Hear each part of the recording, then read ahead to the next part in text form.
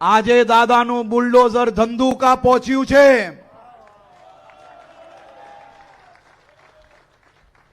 અને આ રાજ્યમાં જે લોકો મારા રાજ્યના સામાન્ય નાગરિકો પર કોઈ બી પ્રકારનો અત્યાચાર કરવાની કોશિશ કરશે તો એવા સૌ લોકો પર આ જ પ્રકારે કડકમાં કડક પગલા ભરાશે. ધંધુકામાં યુવાન કિશન ભરવાડનું હત્યા કરનાર અને હત્યાનું કાવતરું રચનાર એ મૌલવી આજે બી સાબરમતી જેલમાં બંધ છે અને ક્યારેય છૂટી નહીં શકશે.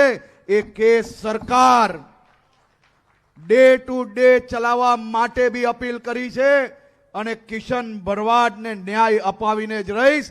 અને એને હત્યાનું કાવતરું રચનાર આ મૌલવીને આજ સુધી જામીન નસીબ નથી થવા લીધી.